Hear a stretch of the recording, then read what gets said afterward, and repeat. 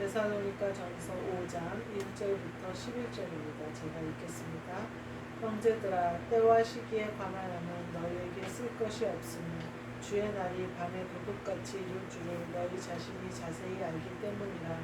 그들이 평안하다 안전하다 할 그때에 임신한 여자에게 해산의 고통이 이름과 같이 멸망이 갑자기 그들에게 이르리니 결코 피하지 못하니라. 형제들아, 너희는 어둠에 있지 아니하며 그날이 도둑같이 너희에게 임하지 못하리니 너희는 다 빛의 아들이요 낮의 아들이라. 우리가 밤이나 어둠에 속하지 아니하나니 그러므로 우리는 다른 이들과 같이 자지 말고 오직 깨어 정신을 차릴지라. 자는 자들은 밤에 자고 취하는 자들은 밤에 취하되 우리는 낮에 속하였으니 정신을 차리고 믿음과 사랑의 호신경을 붙이고 구원의 소망의 투구를 쓰자. 하나님이 우리를 세우심은 노하심에 이르게 하심이 아니오 오직 우리 주 예수 그리스도로 말미암아 구원을 받게 하심이라. 예수께서 우리를 위하여 죽으사 우리로 하여금 깨어있든지 자든지 자기와 함께 살게 하려 하셨느니라. 그러므로 피차 권면하고 서로 덕을 세우기를 너희가 하는 것 같이 하라. 아멘. 오늘 말씀은 낮의 아들이라 라는 말씀으로 함께 은혜를 나누고자 합니다. 1절 말씀에 보면요, 때와 시기에 관하여 라고 이렇게 표현을 하고 있어요. 때와 시기를 아는 것은 되게 중요하죠. 예수님이 이 공생애를 시작하시기 전에 혼례 잔치집에를 가요. 혼인집에를 가요. 결혼식장을 간 거죠. 근데 어머니가 예수님한테 포도주가 없다 이렇게 얘기해요. 그러니까 예수님이 아직 내 때가 이르지 아니하나이다 이렇게 얘기해요. 그러니까 어머니가 하인들에게 무엇을 시키든지 그대로 하라 이렇게. 잔치집에 포도주가 떨어졌어요. 근데 어머니가 예수님한테 부탁할 때 뭐라고 표현하냐면요, 포도주가 없다 이렇게 표현해요. 우리가 잔치를 하는데 포도주가 없다 하는 거는 우리가 서로 나눌 성령님이 없는 거나 마찬가지예요. 그러면 어떻게 되냐면 예배를 드리는데 영으로 드리지 않으면 예배가 아무 소용이 없죠. 기도를 하는데 영으로 하지 않으면 아무 소용이 없죠. 포도주가 떨어지면 잔치에 아무 소용이 없는 거예요. 주님의 살과 피를 먹고 마시는 잔치가 잔치지 살과 피가 없는 모임은 그냥 모임일 뿐이에요. 예배나 잔치가 아니에요. 그러니까 없다 하니까 예수님이 내 때가 아직 이르지 않았습니다. 그렇게 얘기해요. 예수님의 때가 아직 이르지 않았음에도 불구하고 예수님을 보면서 물로 변하여 포도주가 되고 이거는 예수님이 후에 두세 사람이 내 이름으로 모이는 곳엔 내가 너희와 함께하리라 하고 약속하신 말씀과 저는 통한다고 생각해요. 우리가 예배를 드리기 위하여 모여요. 우리가 간절한 마음으로 모이지만 이 모임을 우리의 예배를 받아주시지 않으면 예배는 예배될 수가 없어요.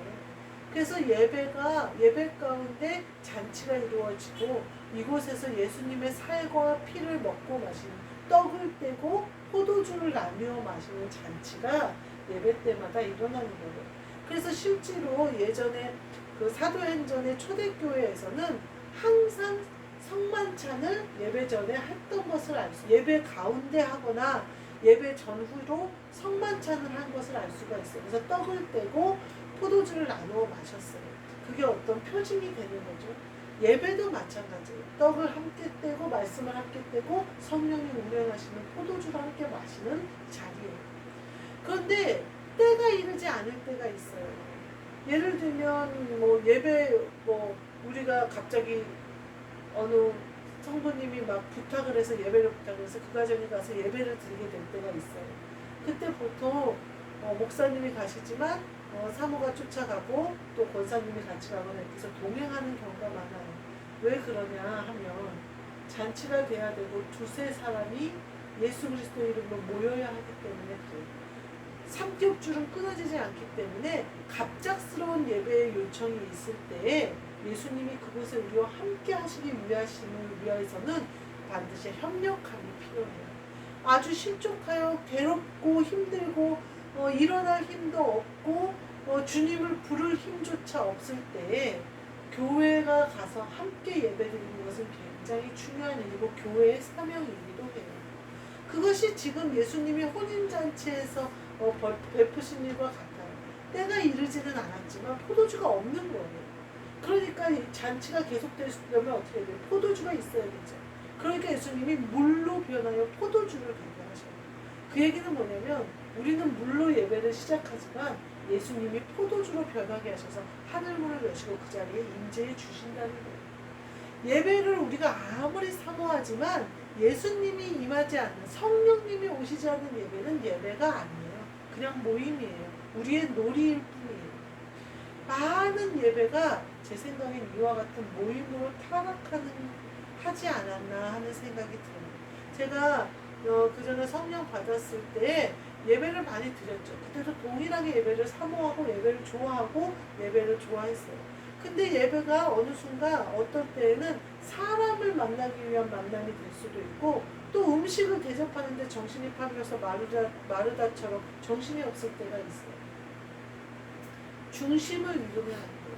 우리가 예배 드린다고 그냥 예배가 다 되는 게 아니에요. 주님이 오셔야 예배가 되는 거예요. 성령님이 오셔야 예배가 되는 거예요. 예수님이 물을 변하여 포도주가 되게 하셔서 물이 없는 곳에, 포도주가 없는 곳에도 포도주가 있게 하시는 것이 예수님의 때예요. 또 때가 이르지 아니하였을지라도 예수님이 우리와 함께 하시는 거예요. 근데 예배 시간이 있잖아요. 우리가 시간을 정해놓고 예배를 드리잖아요. 이때는 예수님도 때가 정해져 있으니까 이때에 함께 하시기를 원하신단 말이에요. 근데 우리가 그때에 참여하지 않으면 그때 하늘로부터 오는 은혜는 우리가 차지할 수가 없어요. 예수님은 우리가 약속을 따라 혹은 예수님의 습관을 따라 그렇게 기도하고 예배하는 것을 좋아하세요. 왜냐하면 그것이 악을 이길 수 있는 힘이기 때문에. 그래서 예수님이 이 예배를 우리만큼이나 기다리시고 우리만큼이나 이 자리에 함께 하시거든요. 근데 만약에 이 자리에 함께 하지 않으면 이 자리에 지금 오늘 오는 이 은혜는 우리가 받을 수가 없어요. 그거는 굉장한 큰 손해예요. 8월 31일, 23년 8월 31일은 지나가요. 오늘 또 자고 일어나면 새날 새아침 새 생명이 우리에게 와요. 그럼 이 예배는 우리가 놓치는 거예요. 그때 임할 은혜는 우리가 차지할 수 없어요. 그때는 반드시 우리가 때를 지켜야겠죠. 정해져 있는 때니까. 또 예수님이 성경에 뭐라고 얘기하냐면요. 장터에서 춤을 추어도 너희들이 기뻐하지 않고 통곡하여도 울지 않는다 이렇게 표현해요. 이게 때를 모르는 사람을 얘기하는 거예요. 예배 때면 예배를 드려야 되고 먹어야 될 때면 먹어야 되는데 때를 알지 못하는 거예요. 제가 왜 이 얘기를 하냐면 어제 제가 저녁에 이렇게 집에 있는데 운동을 좀 하고 싶더라고요. 그런데 집에서 이렇게 맨손 체조를 하자니 답답해서 이렇게 걷는 운동을 빠르게 걷고 싶어서 밖에 나갔어요. 저희 집 근처에 조류공원이 있어요. 새 공원이죠. 근데 어제 제가 나갈 시간에 비가 오는 거예요. 근데 비가 막 오는 건 아니고 이제 우산 안 써도 될 정도로 한두 방울 떨어지는데 깜깜해요. 조류공원을 갔는데 사람이 하나도 없어요. 당연히 뭐 가로등은 있는데 제가 그 가로등을 따라서 이렇게 운동을 해갖고 우리 집 쪽으로 오면서 속으로 그랬어요. 아니, 낮에 운동을 하고 밤에는 집에 있어야지. 내가 이게 뭐 하는 짓이냐. 때를 몰라도 한참 모른다. 비 오는 저녁 밤에 이게 뭐 하는 짓이냐 생각을 하면서 집에 들어갔어요. 그래서 오늘은 낮에 점심시간에 밝은 빛 가운데 운동을 했어요. 어제 때를 모르고 나간 것 같아서. 우리가 때를 알아야 돼요. 잠잘 때가 있고 먹을 때가 있고 기뻐할 때가 있고 슬플 때가 있어요. 근데 때를 거꾸로 하면 안 된다는 거예요. 근데 오늘 본문 말씀을 보니까 이미 너희가 때를 안다는 거예요. 제가 그리고 나서 저녁에 이렇게 운동한 게 영 찝찝해갖고 막 기분이 안 좋더라고요. 왜냐면 환경의 음성이거든요. 내가 저녁에 그렇게 나가서 운동했다는 거는 내 영도 지금 저녁에 그렇게 깜깜한 게 있을 수도 있어요. 근데 오늘 이 말씀이 제게 오는 거예요. 우리는 낮의 아들이에요. 그렇기 때문에 빛의 아들이에요. 그렇기 때문에 밤이 당연히 있죠. 저녁이 되고 아침이 되니 또 하루가 지나요. 이 땅이 저녁이 되고 아침이 되니 또 아침이 와요. 그렇다고 해서 태양이 없는 것도 아니고 빛이 없는 것도 아니에요. 저녁이 있을 뿐이에요. 다만 내가 때를 모르고 저녁에 운동하겠다고 나간 게 문제죠. 때를 알고 주님의 때를 알고 그때에 맞춰서 내가 움직이는 게 중요합니다. 저녁이라고 해서 한밤중이라고 해서 하나님 아버지와 예수 그리스도의 빛이 사라지는 게 아니고 우리가 낮에 속했다는 것이 변하는 게 아니에요. 우리는 낮에 속하였고 그건 변함이 없고 하나님 아버지와 예수 그리스도는 빛 되심은 변함이 없어요. 그러나 우리는 때를 알고 행해야 된다 이거예요. 근데 오늘 말씀은 이 때와 시기는 구원할 때 뒤에 보면 뭐가 나오냐면요. 너희를 노하심에 이르게 하심이 아니요 구원을 받게 하십니다. 이렇게. 그러니까 때와 시기에 관해 너희에게 알릴 게 없는데 구원의 때가 오는데 부활의 때가 오는데 너희가 다시 살아날 때가 오는데 그 또 예수님이 또 뭐라고 표현하시면 마지막 때라고 표현을 하셨어요. 그러니까 제자들이 물어봐요. 마지막 때가 언제? 그러니까 너희들이 이런 징조가 생기면 마지막인 줄 알아라 이렇게 얘기를 하면 때와 시기는 아버지께 있다 이렇게 얘기해요. 우리가요 이 사람의 영을 구원하는 일은 전적으로 누구에게 있냐면 하나님 아버지께 있어요. 그 때와 시기는 우리가 알 수가 없어요. 근데 누구에게는 그게 도둑같이 임해버린단 말이에요. 낮의 아들이 아니면 도둑같이 당하고 빼앗기게 되는 거예요. 근데 뒤에 보니까 뭐라고 해요? 노하게 하심에 이르게 하려고 하는 게 아니고 니네를 빼앗기게 하려고 도둑맞게 하려고 하신 게 아니고 주님의 뜻은 오직 구원받게 하려 하십니다. 이렇게 그러면서 평안하다 안전하다 할 그때에 고통이 임하는 것처럼 멸망이 갑자기 그들에게 이르르니 결코 피하지 못한다. 이렇게 어떤 사람에게는 멸망의 때가 어떤 사람에게는 부활의 때가 된다. 어떤 사람에게는 죽음의 때가 어떤 사람에게는 부활의 때가 된다. 생명을 얻는 때가 된다. 죽는 것을 두려워하려고 발버둥 치면요 진짜로 죽어요.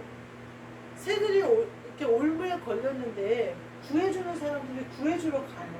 근데 막 몸부림치면 나중에 부상을 입고 다쳐요. 가만히 있으면 나를 우리를 구해주잖아요. 그 짐승들을 구해주잖아요. 그 덫 같은데 막 발이 걸려 있기도 하고 막 이래요. 근데 그 동물보호단체에서 그런 애들을 구해주는데 얘네들이 몸부림을 치니까 못 구해주고 그러더라고요.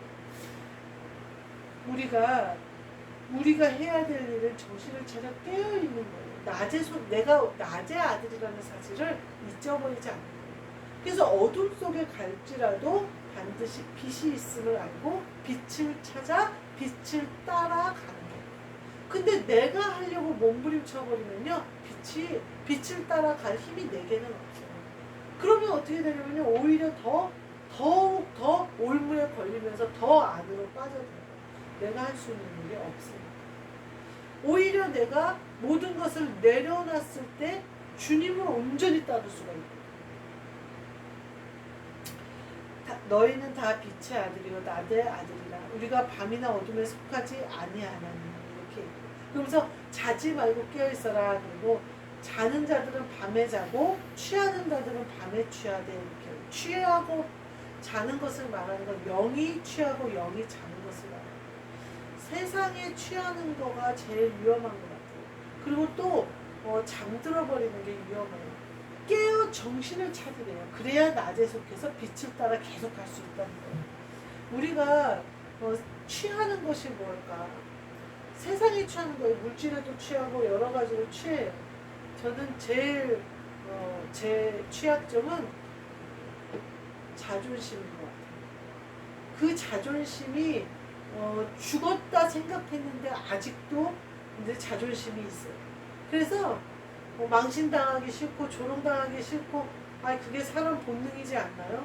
그것조차도 죽어야 된다는 거죠. 우리는 낮에 속했다. 우리가 낮에 속할 수 있는 이유는 예수 그리스도가 우리와 함께 하시기 때문에 우리는 낮에 속할 수 있는 존재가 아닌데 주님이 나랑 함께 해버리시니까 요한계시록에 보면 그래요. 그 성에는 빛이 비추임이 필요 없다. 예수님이 곧 그 성이시고 그 빛이시기 때문이다 이렇게 얘기하시니까 그 빛이 우리에게 오셨기 때문에 우리가 낮에 속한 거예요. 우리가 가끔 예수 그리스도의 빛을 덮을 때에도 빛이 있어요, 없어요? 빛이 있어요. 그러니까 자꾸 그걸 덮고 잠들고 취하지 말고 깨어서 그 빛을 보고 빛 가운데 가라는 거예요. 밤에 잊지 말라는 거예요. 예수께서 여기 이 10절 말씀에 나와요. 우리를 위하여 주사 우리로 하여금 깨어있든지 자든지 자기와 함께 살게 하려 하는 우리가 낮에 속게 하는 비결은 뭐냐면 이거예요. 우리가 자든지 깨든지 주님과 함께 속했다 하는 거예요. 제가 오늘은 일을 하는데 며칠 만에 이제 갔어요. 근데 사람들을 피해서 이제 포도실에만 있었어요. 그러니까 말씀도 보게 되고 기도도 하게 되고 여러 가지로 참 좋더라고요. 근데 계속해서 이렇게 있을 수는 없어요. 때와 시기가 다 있어요. 내가 정비가 되고 내가 깨어 정신을 차리면 내가 언제든지 가도 돼요. 세상 가운데 가도 돼요. 그러면 세상을 이길 힘이 내게 있어요. 왜냐면 내가 전적으로 주님께 다 맡겼습니다. 힘을 다 풀었습니다. 근데 내가 살아있고 내 자존심이 좀 보이기 시작하고 내가 뭔가가 보이기 시작하고 어제같이 내가 저녁에 나가서 운동을 하는 이런 일이 보이면 나는 기도해야 될 때이고 말씀 가운데 있어야 될 때예요. 그래서 말씀과 기도로 거룩하여지고 다시 예수 그리스도께서 빛으로 나를 완전히 장악하시도록 내 모든 것이 벗어지도록 기도해야 돼요. 그럼 나는 이미 낮에 속하였기 때문에 언제든지 다시 빛 가운데로 회복되는 거예요. 회복되지 않는 이유는 하나예요. 내가 몸부림치는 거예요. 내가 해보려고 하는 거예요. 또 내가 내 것을 지키려고 하는 거예요. 사망이 여기 보니까 갑자기 도둑같이 임하는 이게 멸망이 누구에게는 멸망에 이르게 하는 길이요 누구에게는 생명에 이르게 하는 길이라고 얘기하잖아요. 누구에게는 거치는 돌이 되고 누구에게는 반석이 되잖아요. 완전히 다른 의미예요. 우리에게는 예수 그리스도 빛 되신 그 분과 함께 그분이 자든지 깨든지 내가 자든지 깨든지 나와 함께 살게 하려 하시는 그 살게 하시는 은혜로 말미암아 우리는 늘 낮에 속하였으니 낮에 속한 자답게 정신을 차리고 깨어 있어서 어둠 가운데 처하지 않도록 말씀과 기도로 늘 예배 가운데 있으시는 저와 여러분이 되시기를 주님의 이름으로 축복합니다. 아멘. 기도하겠습니다. 하나님 감사합니다. 우리에게 예배 가운데 임재하시고 함께 하심의 은혜를 주시고 예배를 통하여 저희의 어둠이 물러가고 더러운 것이 물러가고 우리가 살아났다 생각한 모든 것이 물러가고 오직 은혜로 성령으로 충만하여져서 그리스도와 함께 살게 하려 하신 그 뜻이 예배 가운데 이루어지게 하시니 감사합니다. 그 뜻이 우리 안에 온전히 이루어져서 빛의 아들답게 항상 깨어있어 정신을 차리는 우리 모두 되게 하셔서 구원에 이르게 하시는 하나님 아버지의 뜻을 우리도 함께 이루어 가도록 축복하여 주옵소서. 예수 그리스도의 이름으로 기도하옵나이다. 아멘. 하늘에 계신 우리 아버지여 이름이 거룩히 여김을 받으시오며 나라가 임하시오며 뜻이 하늘에서 이루어진 것 같이 땅에서도 이루어지리라. 오늘 우리에게 일용할 양식을 주시옵고 우리가 우리에게 죄 지은 자를 사하여 준 것 같이 우리 죄를 사하여 주시옵고 우리를 시험에 들게 하지 마시옵고 다만 악에서 구하시옵소서. 나라와 권세와 영광이 아버지께 영원히 있사옵나이다.